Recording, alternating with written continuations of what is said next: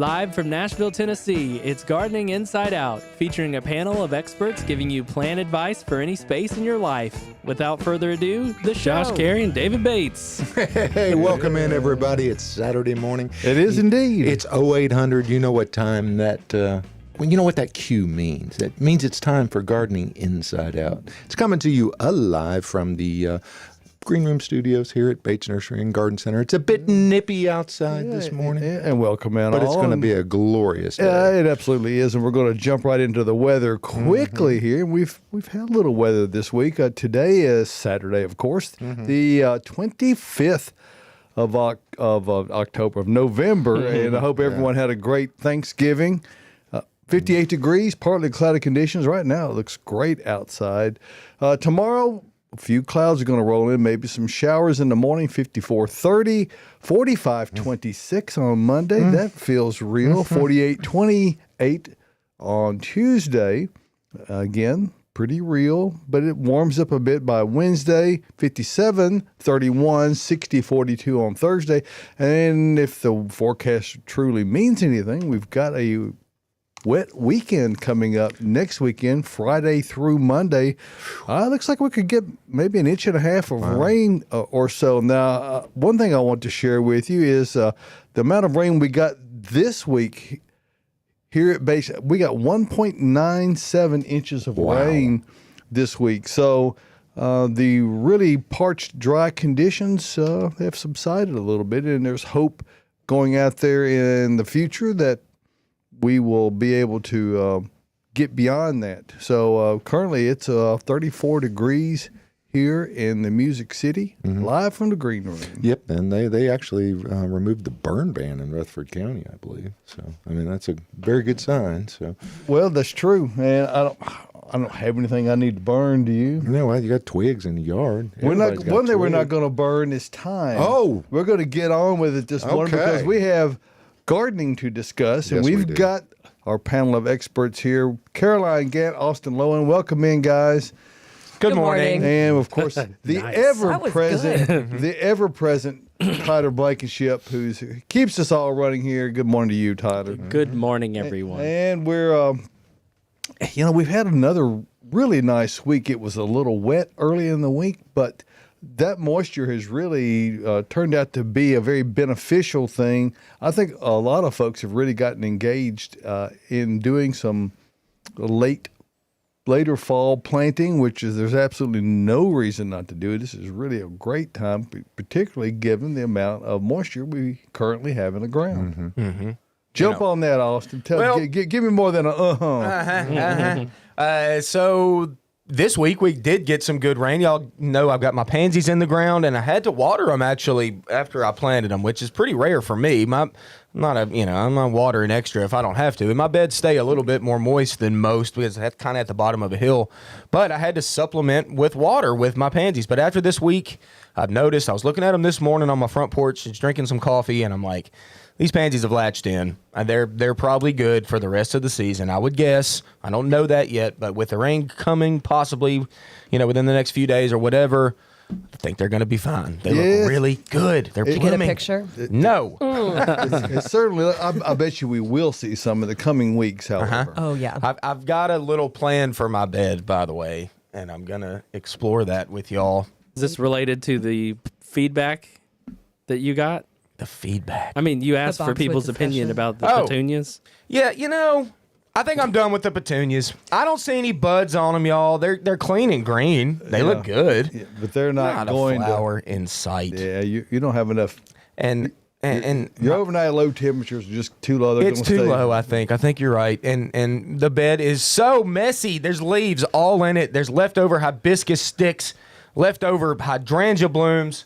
It's all horrible. So what I'm going to do is a big cleanup, and I'm going to take pictures of it, before and y'all and are going to see. And you know what else I'm going to do?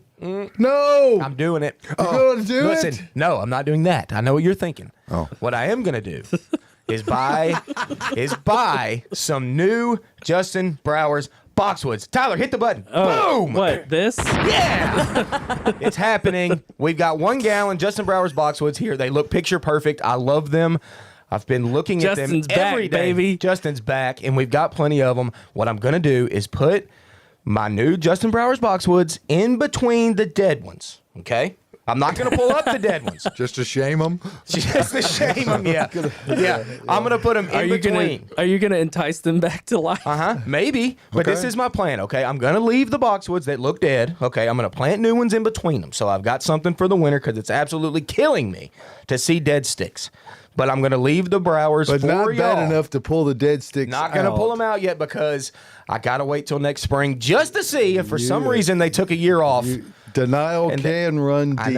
I know. But I'm going to leave them.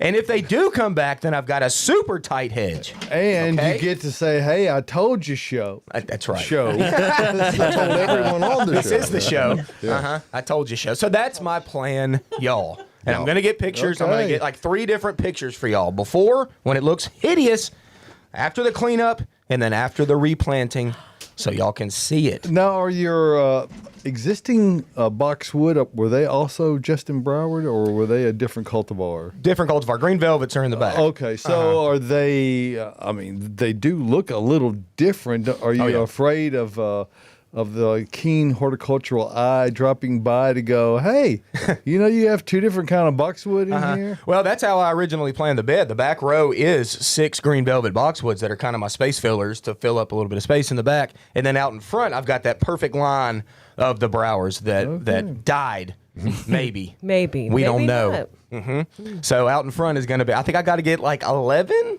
12 maybe. Wow. To plant in between them. But I'm doing it. I'm splurging. I'm doing this for myself. This is kind of like my Christmas present. Well, don't really I think need that's a anything else. worthwhile thing I to think do. it is, too. And I don't think you're overreacting. You don't? I don't think you I are. usually do. But yeah, so that's He's my plan. inspired me. I've got a bed out front that is going to, because of what you've just said, I'm going to completely redo mine. out Well, front. there are, if you observe as you're driving around town, there are a lot of dead boxwood still around. And, you know, and the confounding part of it is, and what the questions I keep getting asked is, why are their boxwoods like pointing next door? Why did theirs live and why did mine die? I go, Hey, I'm not really sure. None of us are. Boxwoods have been the hardest. They have been the hardest to figure out. Some cultivars took it fine. My green velvets took it fine. They got little spots here and there, but that's kind of boxwood for you. You know, when we get questions about like, how come my boxwood's got this little like funny spot right here? And it's like, I don't have a great answer for that, honestly. A boxwood has 6 billion leaves on it. So like if 10 of them go kind of brown, is that the end of the world? No, not necessarily. And does it necessarily mean it's dying? No. So live with your boxwoods, cut them out. Every once in a while, you're going to have to cut a hole in one sometimes because it's got a chunk that's weird. So just live with it. It'll flush back out in the spring. Now, here's a little pro tip for you boxwood lovers. That if you have to go in there and hard prune a limb out that leaves a big hole in the boxwood, is to go in there with some twine down deep and pull the limbs together. Draw them so you don't have to go completely tight, but you can draw them away from the others to close it in a bit. And then late February, early March, shear it really nice and tight and fertilize it. And when it flushes out, you will not see that spot. It's the best. And Caroline, you grow green velvets at your house. And they fared? Didn't they do fine last They winter? did great, other than my husband chopping Ben the boxwood down. What does you can't letting a movie guy get out there and do trimming? Is that It was a mistake. I shouldn't have let it happen, but it did. Well, I guess he realized it was Ben, and Ben is bald. And maybe He just wanted it to be accurate. yeah. That's what it was. That's what it But I can, other than I that, can they all say look that because great. I'm bald too. So Ben, I'm not. Well, I'm he's not, coming for you next. Ugh. And then Adam. I mean, all of you. All of us are bald. Putting Not as Adam my Tyler. 5 green Me velvets. and, me and, well, me and Shannon are safe. and then there's Shannon looks me. terrible, by the way. Shannon does not look good, Well, but it'll be fine. but at least your velvets made it. That they was made one it through the cultivar that winter. made it. They looked great. I mean, mine didn't seem to take a hit at all. I had planted them a year prior, so they had been in the ground for a little bit. But yeah, it's my absolute favorite boxwood. They looked glorious. And then they look okay right now. Well, I'm just betting that there are questions out there that folks have Yes. I think sent there are. in. But before we get to questions, I do want to talk about something exciting that I've been preparing for all week. We are having a big pottery sale. Oh, gosh. Yes, Yes. I have been hauling pots to the front of the nursery where the pottery sale is happening. And I actually saw it's a you big had one. some help out there getting those stacked. I did. I had quite a bit of help. Checkout helped me, so shout out to Checkout. They all helped me get those pots up there, sticker them. So we've got huge outdoor pots, medium-sized outdoor pots, a lot of indoor pottery that's pretty cute. It's a lot of really good stuff. I went through and bought some stuff. And you've got some that I needed. You got them color coded by price. Is that right? Correct. They are color coded. So it's a price point, and it'll show you the price by the color sticker that's on the pot. So it's 10, 20, 30, and 40. So I don't think you can get pots for any cheaper anywhere else. And like I said, there's some very large, really nice ceramic pots, but it's just time for us to clear out some inventory to make way for what we're about to get in. Now, well, I was going to say I now, know, obviously right? these Coming. are pots that have been really beaten up and all, but that's not the case. They look like they just came in. Some of them look like they came in. Oh, there we go. So Visual there is a aid. selection of the outdoor pottery section. There was a little bit more added. So Tyler took some great photos. I mean, look at that. Some of these pots are retailing y'all at like $200, $230, and we've got them down to like $40. Yep. It's no joke. It's no joke. So there's some of the small indoor pots that we have. We've got so much stuff. Come stock up on pots and then fill them throughout the year. And I will go out here and defend. Josh really wanted us to fill the studio with this display. Well, that way I get first choice. Oh, See? okay, You well, could have gotten here early and gotten the first choice. But anyway, you see we have a lot to choose from, and it's first come, first serve on this. So once they're gone, they're Aaron, gone. Eliza, and Diana, turn the TV off right now. Okay. It's for too a little late. while. Get down Oh, here. Snap. Yeah, you got to be here to buy them. Can't buy them online. And it's just first come, first serve. Yeah, like David and this is said. part of our Small Business Saturday Absolutely. promotion. So, Yes. come on out and check it out and participate in Small Business Saturday because we are one of those. Caroline Jude wants to know, is there any Talavera in the sale? There is not. That There- goes very Wah, fast. Well, wah. there's some, Talavera pumpkins. but not some pot. So Yeah. are there pumpkins? I know there's some cat ghosts. Yeah, there's Yeah. like 4 Talavera pumpkins. So there's some I think. jack-o'-lanterns, but no like Jack-o'-lanterns. pottery. And like the little ghost cat thing. That's like, yeah. You know what would be a great addition to buying a pot? A gift card. You gotta, if you can't buy an empty pot without getting something to put in there. yeah. Or give it as a or Christmas maybe gift. some Proganic size. There Yes. could be something to go. There are companion things that go with containers. So Gina, by anyway. the way, said, excellent idea. Planning in between the potential sleeping ones. I'm inspired. Sleeping ones. Thanks, Gina. And it looks like we'll see Colin this morning at the sale. Yep. So I do want to know, Austin, are you going to put them right in between to make a straight line so every other one is potentially still a live boxwood? Or are you going to stagger? Negative. No, that was Give straight. it tight line. And I need to give a shout out to Colin personally because I hear his name come up, and I don't think that he and I have ever met. So hopefully I get to see him and meet him actually today. So shout out to Colin. Thanks for being a gardening inside out kind of guy and a supporter of Bates Nursery and Yeah. Garden Center. We do appreciate it. We talked to him Colin's for a great. while the other day. Yeah. He was We in had for a nice probably an hour the conversation other with day. him. All 3 of us were just wandering around chit-chatting. Is he the one with all the Japanese maples? No, that's my friend Sam. Sam. That's Sam. He's probably listening too, though. He's got a cool dog and a cool. And speaking of feel. listening, we really appreciate you tuning in today. And if you want to be reminded when we're coming on the air, simply click on the subscribe and hit that little bell on there, and it'll send you the Notifications. notification. Sure And it also helps whatever the algorithm actually is. It does help that. I don't know how much Yes. help any algorithm actually needs, but this hopefully gets our little message out here to a greater audience. Yep. And because that's what we're all about is gardening inside out. And interact on the page. That helps as well, from what I understand. Absolutely. Share So, that out with your friends, that Yep. kind of thing. Yeah, follow all the pages, ask all the questions, and listen to the podcast. All right, so let's get into some questions. Our first question is about a dwarf Alberta spruce. 20-year-old dwarf Alberta spruce looks Dwarf. sad. Is it a dwarf or a dwarf? Dwarf. He did a great show on golf one time. All right, let's keep going with the questions, though, y'all. Sad with bare spots. How can I help them? Well, first off, you've got a 20-year-old dwarf Alberta spruce, so Yeah. you've done pretty well. You've helped You it know, along the way. Dwarf Alberta spruce is for them to live 20 years here. Like I said, you're doing pretty well because they come with some issues, like some of us do.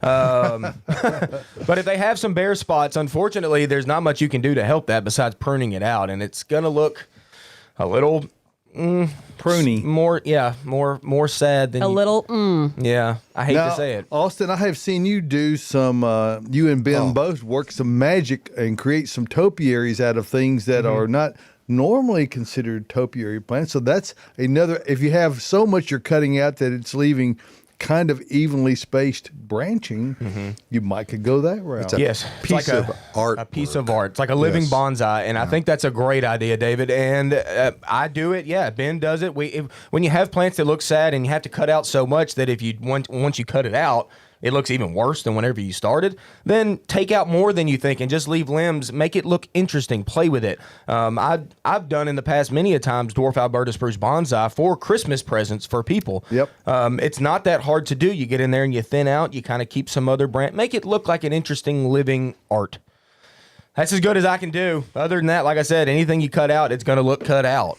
But maybe You can always take some more off, though, right? You can always take more off than you think. Yeah, And that little trick that I was talking about with the boxwood doesn't work so well with dwarf Alberta spruce because Man, I was wondering that. They're very stiff little short branches and they just don't have the degree of flexibility. You might be able to do it to a small degree.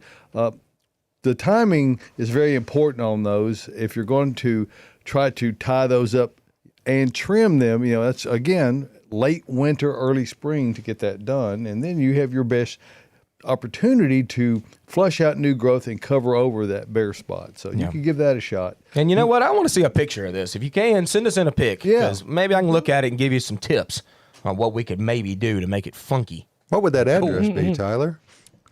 For pics, Yes. that would be gardeninginsideout@gmail.com. All right. All one word? Mm-hmm. Yep. Gardening All one Inside word. Out, all one word. Email us that photo. I want to see it.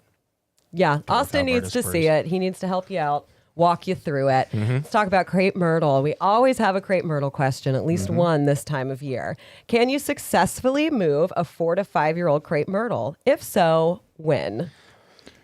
Now, Ooh, we talked about these a lot last week or the week we before. did. We talk about transplanting, and we, for the most part, with deciduous plants, we're gonna crepe myrtle. We're gonna crepe myrtle now. We're gonna crepe move it now if we can. Now, 4 to 5 years old, it's got a root system. Boy. It's got one, and it's probably extensive. We talked about this many times. Crepe myrtle's got hard wood and extensive roots. So digging it up is going to be a chore. It's going to be a chore. Now, 4 to 5 years old is not that old, but it's latched in. So get ready for a hard day's work. But it's time to do it. Like David always talks about, have your hole already dug and ready. So whenever you do transplant it, you're keeping it out of the air for as short amount of time as possible, moving it to the new hole, burying it in and watering it in really well, and then expect to see crepe myrtle come back from those roots that you didn't dig up, because this will probably happen. Oh no! I hate to say it, but Ollie. it happens. And another little pro tip is sharpen your shovel before the whole process. Don't try to do it with a dull shovel. You also should have, depending on the size of it, a 4 to 5 year old one might not need it, but at least a good sharp pair of hand pruners or loppers to be able to cut some roots along the outside of the root ball. That'll greatly facilitate not compromising the integrity of the root ball itself. You're trying to dig from the root ball out whenever you're transplanting something, and crepe myrtles certainly are one of those things you want to do a good job of keeping the root ball intact. One thing that does work in your favor is that this tree has already been transplanted before. It was either in a container, likely, so you have had some effectively received some root pruning just because it has come out of a container before. So I think it's a very doable project. It's just something that you need to be prepared. Yes, it's going to be hard. David, I keep an old pair of clippers in the shed just for roots, because you get down in there and you get one little grit and a little pebble. You've ruined them for. But a good old pair is really durable. The ones that you left out on the steps that are all little rusty. I've got those. Yes. Oh, we all do. We all got those. I have a lot of them. So we've spawned a tangential question, David, because Colin's wondering, how do you sharpen your shovel? That's a great question. Well, I use a flat file. Now, if you have a bench grinder, that's a good way to at least get the initial edge on there. Now, you don't sharpen when you sharpen a shovel, you don't put it on both edges. You only do it on the inside edge, so that where the curve is, or it could be a flat shovel. You just pick one of the edges, preferably the one that's on the inside facing. Sharpen that one edge, and then take a flat file, and then you can get it really sharp. And it takes a little bit of time to do that final dressing they call these files. And this is the actual name of them. They're called a mill bastard. Is what they are called. Never heard that. That's what they are I called. thought we were going to You say got the flat X ones, file. you got round ones, you got all kinds The of X file. But Doesn't make sense. a good new and a rusty file is one of the things that's you can do nothing with it. So get a new one and sharpen it, and then put the file away. Wrap it in maybe an oiled cloth or something. That way, years later or whenever, it'll be there ready to use. Because you're only going to need it about once every couple of years. Yeah, I mean, that's the thing. So if you can get it, They're $4 or if you can get $5. it pre-cut Yeah. down with a bench grinder and then sharpen it with a file, it will make a huge difference. And then you can stop and dress down because you're going to nick it as you're cutting through. Yeah. Don't try to get it too thin because it's too easy to You'll ruin the notch it shovel. up. Yeah, but if it gives you another reason to use that side grinder that only comes out about once every 15 years. Exactly right. Exactly right. So, as a city dweller / country boy, because I come from both, if I didn't want to do it myself, are there places that would sharpen my shovel for me? Probably. I used to know an old gentleman Or down just the road friends, I guess. who sharpened chainsaw files, and that would be where I would try to find somebody who does that, because they already have the requisite tools needed. So Yep. There is a booth in the flea market, used to be at the fairgrounds. I don't know if it still goes on, but there's an Amish booth, and they do sharpen knives and shovels and machetes and whatever you want to bring. I used to bring my knives to be sharpened by them. I've seen people Hot take tip. sanders and do that as well. yeah, So if you've got a sander or a disc grinder, you could be.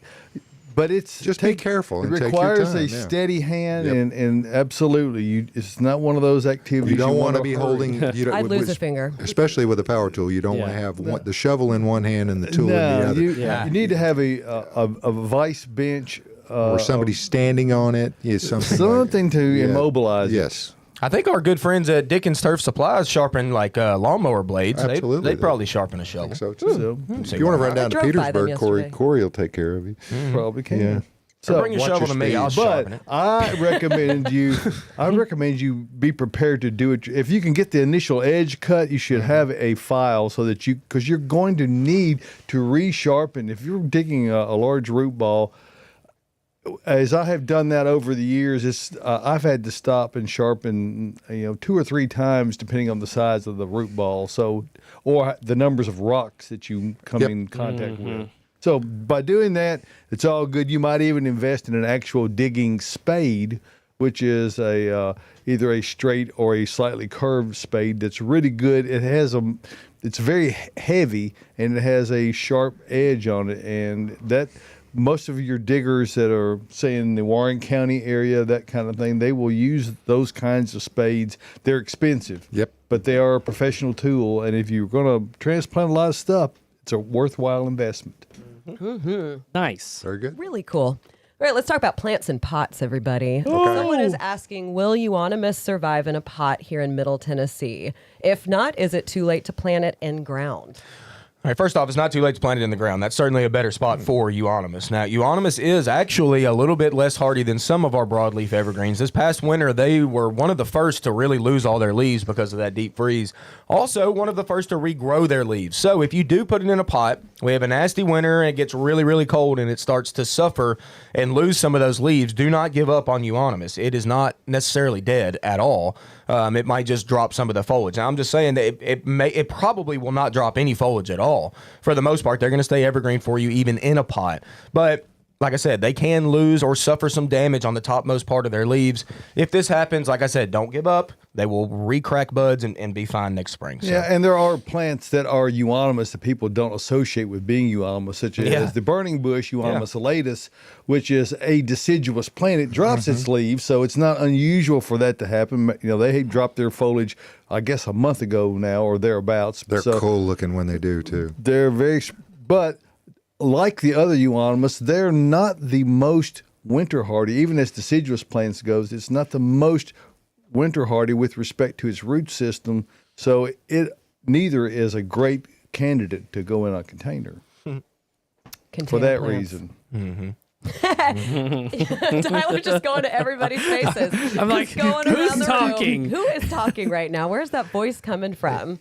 Right, we have a question about an Audrey ficus. My ficus Audrey's leaves are turning brown and one fell off. Oh my Pshaw. gosh.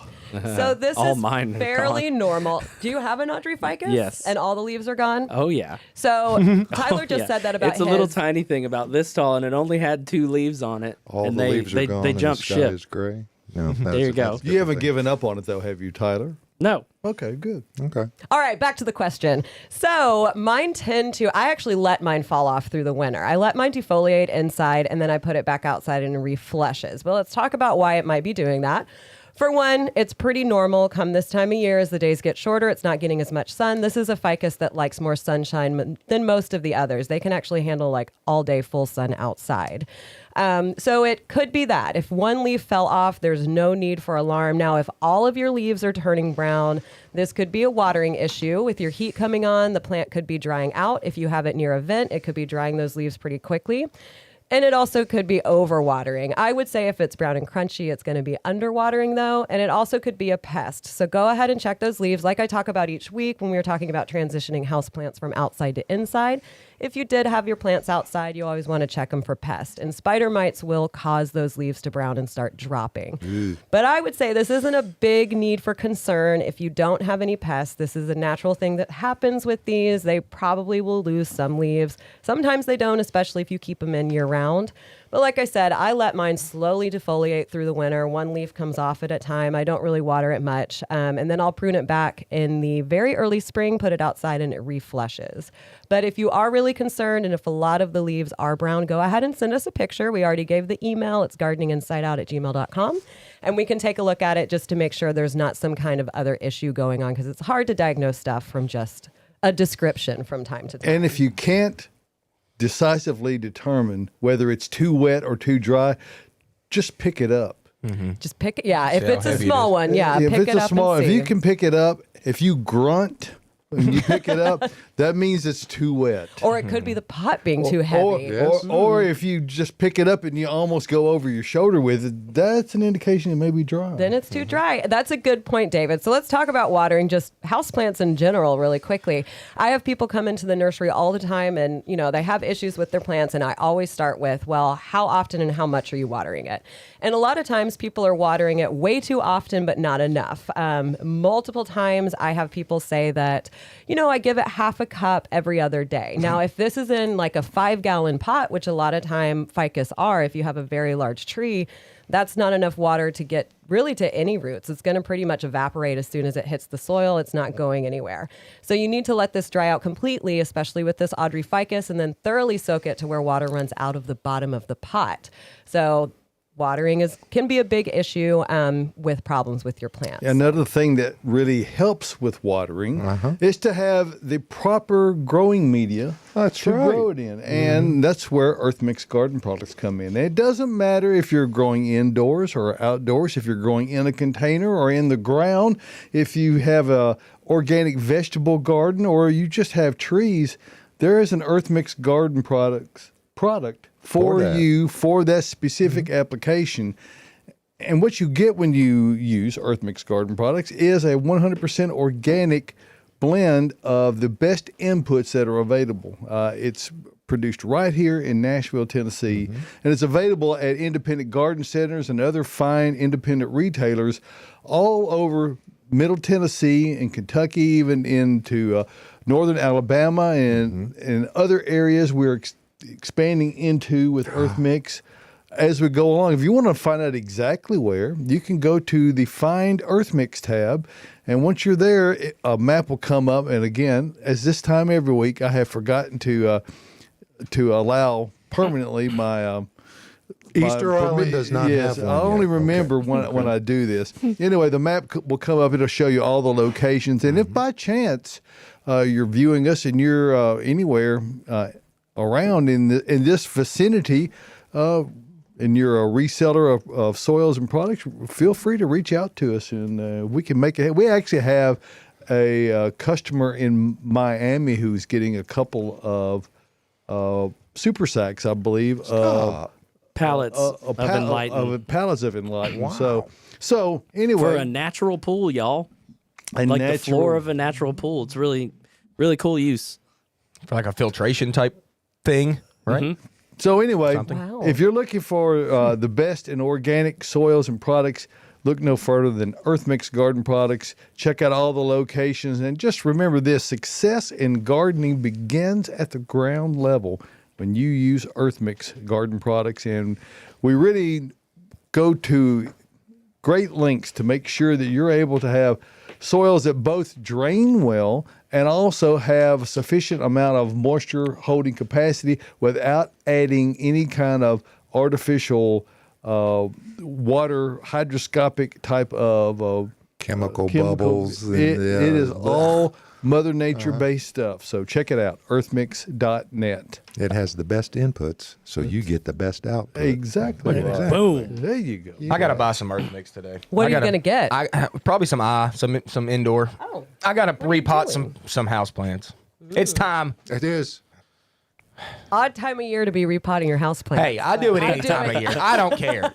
I do it year round too. What are you repotting? When it clicks 3:30, I repot. I got. Oh, There's a few that I just dropped in pots, that I haven't actually planted yet. So I'm just gonna plant. I'm not necessarily gonna repot too many things. I've got a big old begonia, y'all. Big old grandma begonia out there that needs to be repotted. I'm not doing that one yet. I've got some conifers that are in big pots along my patio at the back of the driveway that I think 2 years ago I didn't even take them out of the container. Yeah. I just put them in the larger container with soil conditioner around it. Yeah. And they're still doing wonderful. That's So- honestly, if you can do that, y'all, that's a great way to do it. And usually what I'll do is I'll pull them out after the winter and bring them back and Put them back now. put them back in inventory. Yeah, I do. Yeah. I mean, that's what, switch you it up. just borrow 'em. When you own a nursery, you can do those kind That's of right. things. Anyway, but this time I just kind of hung on to them. So they're they don't match other things now. So I guess I'll either be replanting them permanently in there or continue to do nothing as I have been doing. Yeah.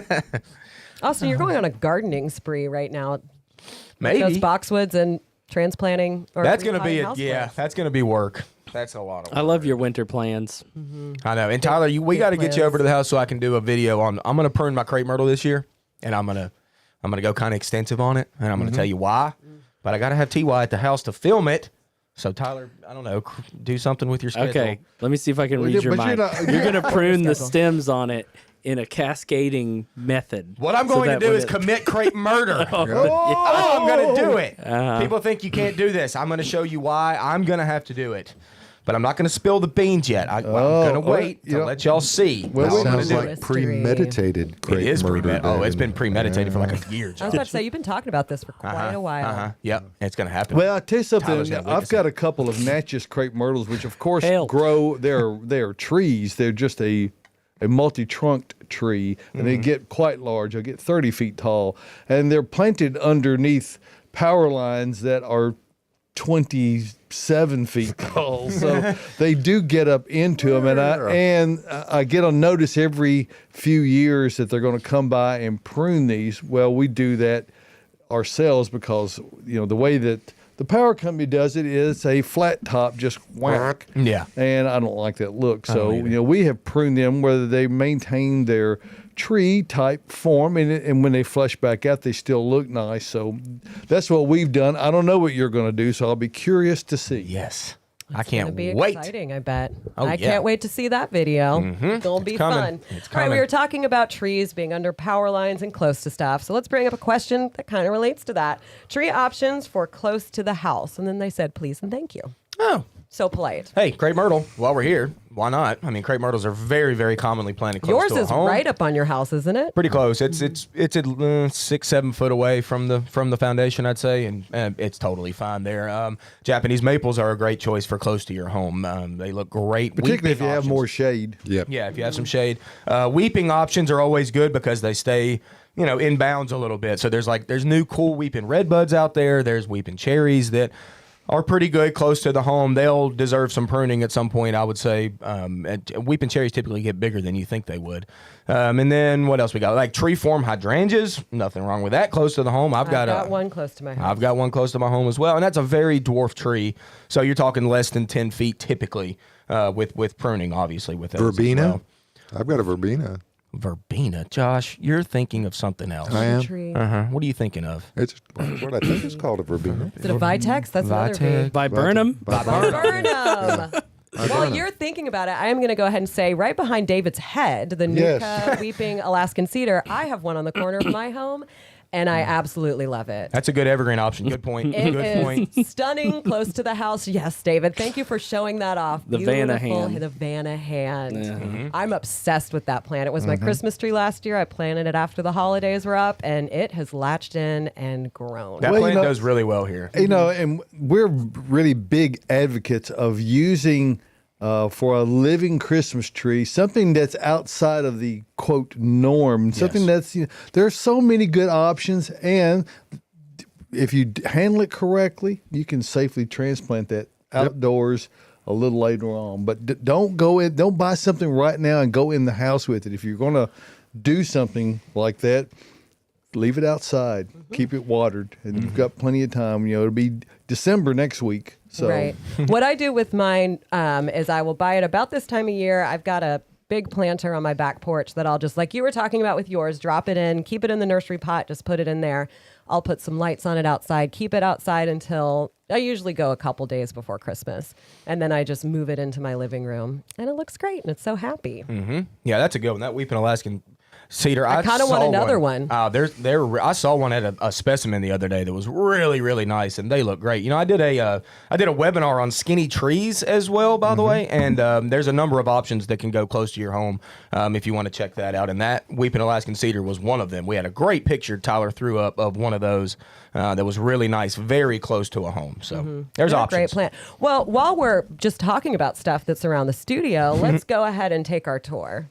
What's in room with Caroline? There it is. All right, so on the other side of the TV, we have another weeping Alaskan cedar. So this is called strictly weeping Alaskan cedar. And it actually, the branches are weeping more than the Nootka that's on the right, just above David's head. quite pendulous. And Yes, it it has an is. Isley tag on it, so you know does. it's good. So you know it's fancy. I'm actually Yep. thinking about getting that one as my Christmas tree, but I don't know how well it would work out. But that's Stake how it. I get them. That's how I get more plants down in the ground. And then right down in front, we've got the rainbow Lakothaway. Oh, sorry, David. I'm sorry, I jumped went the around. wrong way. You In did go the front- wrong way. in I'm front jumping. this I way. surprised you. So this is a native, and well, this is a variegated type. I've planted a couple of these just to see how they do on the north side of my house this year.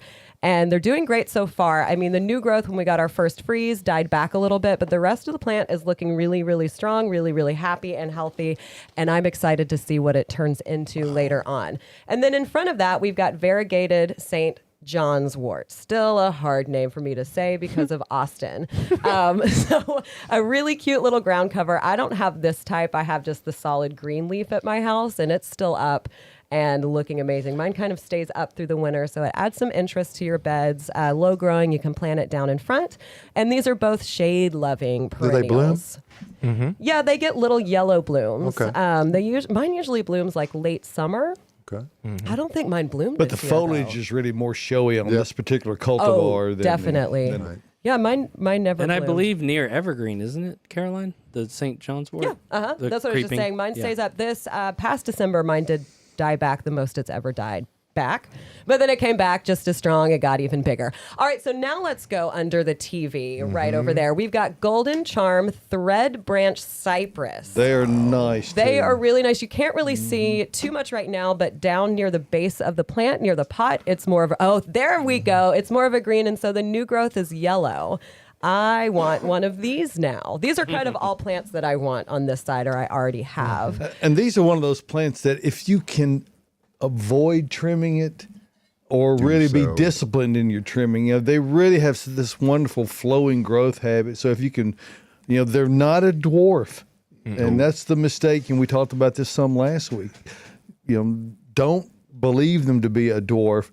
Try to give them in a spot where you can give them some room to grow. If you're going to trim them, do it again, like many plants, late winter, early spring, and then don't trim them anymore the rest of the year. Let them grow and extend and get that floppy look again. It really makes them look spectacular. Diana can't have that one then.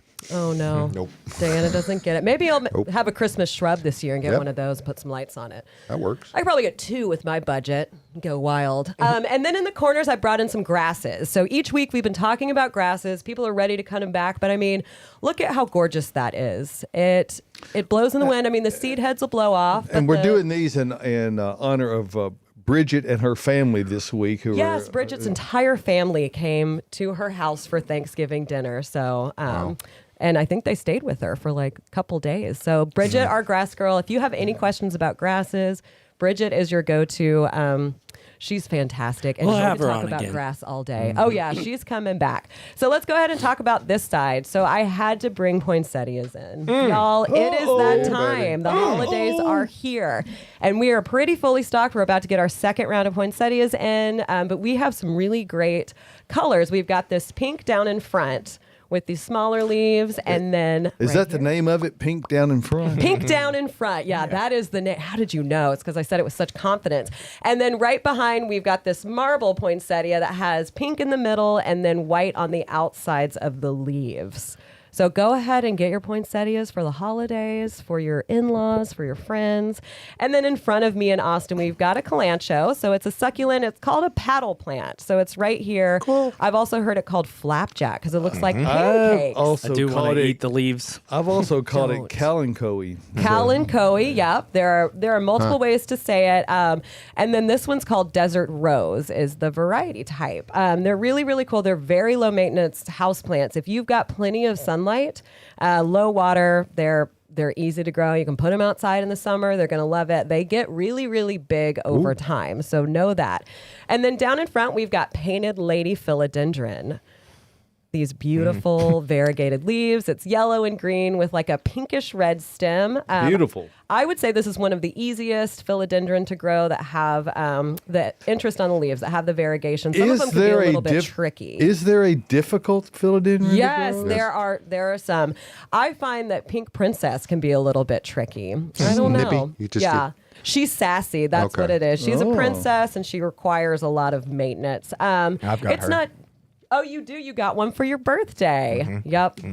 They can be a little more finicky. I don't think that they're hard, but there's just more problems with the leaves. They'll get leaf spot. If they get any kind of environmental change, if they're mad about anything, the leaves will get stuck as they're unfurling. I mean, it gets wild. And then on the edges, I don't know. Oh, wow, Tyler, you were ready to go. He's right We've there. got some little bird's nest Sansevieria. I love these. They stay very compact. They stay short. They don't get huge Bulletproof. and take over everything. Yes, bulletproof, as long as you're not an overwaterer. These are bulletproof plants. My mom's got like 20 of these because she can't get rid of anything. She just keeps moving them around. She tries to give them away to me, Mama. Whoa, Don't you sass seem your mad mama about like I that. won't, yeah, she might be listening. Hey, Mama. I hope she is. Good morning. But that is our little plant tour. Well, Caroline, that is just a tiny sampling of the poinsettias that you have in your department. It is. And we've got It's 2-inch amazing. little mini pot poinsettia. Yeah. So if you don't have a lot of room, you can get a little bitty tiny one. And we've got a lot that are even bigger than these. all kinds of little bitty colors. Little bitty tiny one. I thought poinsettias were red. Well, looks like you don't know anything. Do we have Austin. red? Just kidding. We have red. We have white. We have I can't remember the name of it, That but it's marbled like a red glitter. Yeah, You do have a red marble glitter. one. Yeah, Red red glitter. glitter. We've got Picasso. But We've got doesn't- light pink. We've got hot It pink. doesn't actually have glitter on it though. No. No, it Negative. does not. We don't get glitterized poinsettias or any type of plants here. We don't do that. You can get them at the grocery store if that's what For a you're while. Hey, let me talk about what you can get here at Bates Nursery. And we have quite an extensive selection of things you can get here. When's the best time to plant? Well, right now, because we've got great soil moisture, cool temperatures, and our selection, and Austin, you can back me up on that, our selection has not been better the entire year. This season has been so difficult. The season going from spring all the way until now, it has been difficult to keep enough plants in stock because of the amount of things that have had to be replaced. We now have a really great stock, and what we have in addition to that, and if you're a Bates Rewards member, you already know this because you get my newsletter. All deciduous trees are 25% off. Yeah. And to make sure you have great success with them, bags of Earth Mix Landscape are also 25% off. That's a fourth off. That's a fourth off. That's a double deal. Is a recipe for success. And if that's not enough, Caroline has that great selection of Small Business Saturday containers out. Small ones that are located inside the garden center and the larger ones that are outside, all specially priced, $10, $20, $30, and $40. You won't find prices like that except on a day like today. And it's only while supplies last on those containers because they're specially marked and we have a limited, it's quite extensive, but it is limited. So It's not the broken ones either. they're not broken. They're not scratch and dent. They're good containers. So come on out and get them. We just, we need to sell through some stuff. And so check those out. Come on out and see us. If you've got a landscape issue you're dealing with, take photographs with your smartphone or your tablet and bring those along with you. And what that does is that helps us to get a better view and understanding of what's going on in your landscape, in your particular situation, so we can help you get the right plants in the right place the first time, because that's the way we do it, Josh, here at Bates Nursery and Garden Center. We're all about horticulture. We're all about having success. That's why we help you to make your selections and plant those things with the best opportunity with Earth Mix Garden Products. We're a proud seller of that product. So come check us out. We are located 1 mile north of Briley Parkway at exit 19 on Whites Creek Pike, which is just minutes from Rivergate, Opry Mills, downtown Nashville, Nashville West. Anywhere you're coming from, it is worth the drive. We're open until 4 o'clock, from 9 until 4 today. We are now closed on Sundays until spring season. So we had a really nice fall run of weather, and we're appreciative of that. So Monday through Saturday from 9 until 4, Bates Nursery and Garden Center, beautifying Nashville since 1932. Don't forget your gift cards for Christmas stocking stuff. Absolutely. And those of you who receive the newsletter, there is a link in there that takes you straight to, or you can go to the website where I just was. Let me see if I can get that back up. There is a gift cards link right there in the top right. So you can just click on that, and you can make them for any amount. You can do customized design, and they are e-deliverable directly to whomever. We had one from someone in Portland, Oregon yesterday that had one sent to someone else here locally. So it's a good application. Wonderful. Isn't that a cool thing? Yes. That is amazing. So It really is. come out and see us. Here's another cool thing. I got a photo of some of our other poinsettia. Wow. Yeah. So is that the glitter? No. No, that one's No. got, it almost That's looks not like the glitter. confetti on it, doesn't it? That's Yeah, the there glitter. it is. There. And Red look at glitter. the little pink one right above it. It's like peachy Absolutely. in the inside. Yeah. They don't look real, but they're just so stunning. But they are. I think we're out of the red glitter right now. Are we? But Okay. like I said, we'll be getting Well, more that in. was We fast. have some in the minis. Oh, they go fast because they're so pretty. I mean, everybody needs them. So speaking of poinsettias, we have a question on how to care for them through the holiday season. Nice. For one, I like to tell people they don't have to be throwaway plants. You can keep yours year after year. Austin actually had one when I first met him that he had bonsai'd. How old was that one? It's not with us anymore. But Thanks for that. It welcome. was at least 7 to 8 years old. I think I had it. it was so cool. Really woody. Turns into a tree pretty much. My mom's got one that's real big that she's had for a long time. But in order to care for it, they like bright indirect light. I keep mine out of direct sunlight. I'll put it like on a table in a room that has, good filtered sunlight that's coming in, and then let them dry out slightly between waterings. They do not like to sit dry for a really long time. They'll droop pretty quickly, and sometimes they don't really return from that very well. You'll start to lose some stems. The lower leaves will start to drop off, and then it'll just look kind of leggy. So that's one big thing is checking your watering with them. Put your finger and with the top like inch or two, depending on the pot size of soil is dry, then go ahead and soak it, thoroughly water it. If you keep it in that foil container, you can let water run out and you'll feel it in the bottom. And you can let it sit in that for like a good 30 minutes, but make sure you dump it out before you just let it sit because it will rot it. But I think they're very low maintenance plants and they're great to keep all year long and bring them out for the next year. So You know what's funny about poinsettias is that I used to grow poinsettia like 3,000 at a time, and in a greenhouse where I used to work, and He grew them all at once. all at once 3,000 all at one time. 3,000 in the greenhouse I used to take care of, and we used to hand water every single one of them. And the funny thing about poinsettias is a dry poinsettia looks exactly the same as a really wet poinsettia. Now, a dry poinsettia is way better than a wet poinsettia because it goes too wet. They don't respond from that well at all. They will tank. Dawson, are they not native to like the Mexico. the plateaus areas of Yeah, they're like Mexico? John Poinsett is for whom they are named. Oh, Mr. and Mrs. history Poinsett lesson. boy? The guy who discovered it, of course, I'm pretty sure that he wasn't the first one who noticed them, but he was the guy that kind of got them on the map, and then hybridization began to take place. And all these cultivars you see today are a direct result of that all these years later. Yeah, they're trees in Mexico for sure. Yeah, I had a customer that showed me a picture of one that he had had for like 20 years in Florida. He had a house there, and it was huge. I can't even remember how tall it was, but it looked like a tree. Yeah, It was. and that's what Was they it do. outside or inside? He left it outside year round. Hay In muchas Florida, he poinsettias does. en Humid is, Mexico. yeah. Yes, We a lot can't of do them. that here. Oh, one thing I forgot to mention, and we can go back to the big screen there for just a.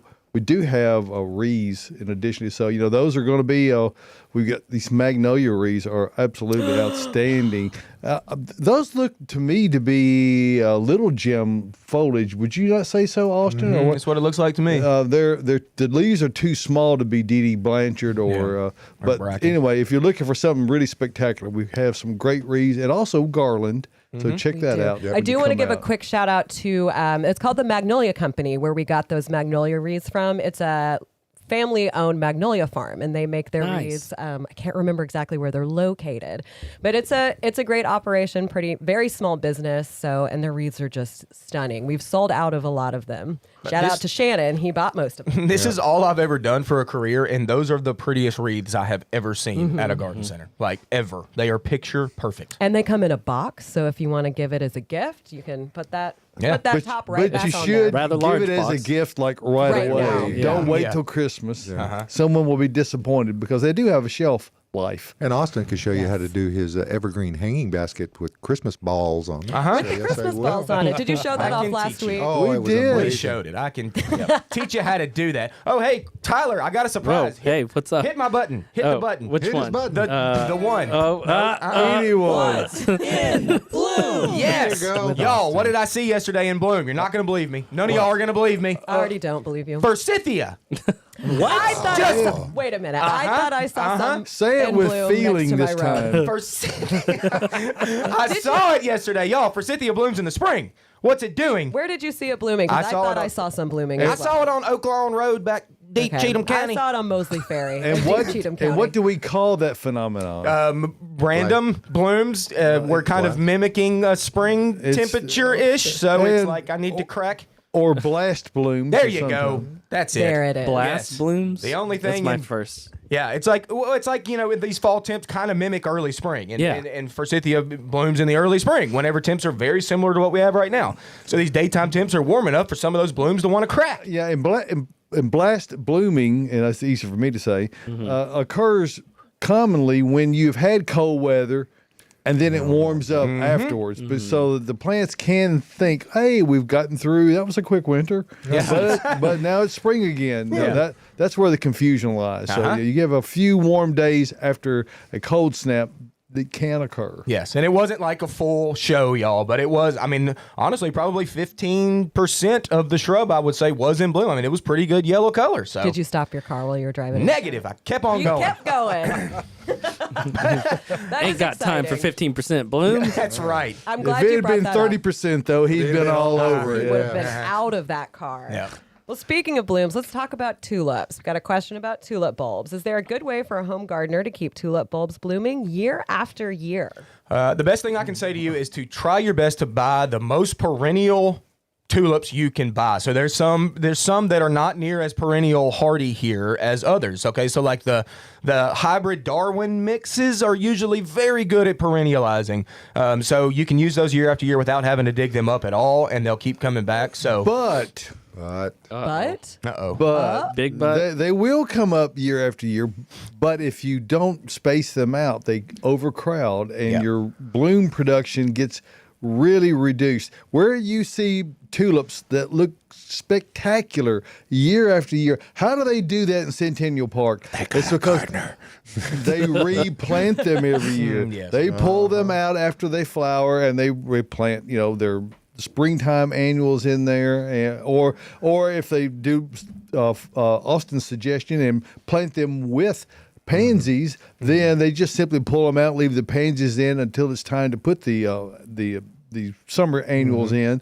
So that's the real secret to getting them to look great every year is to replant them. That's what is done professionally. Yep.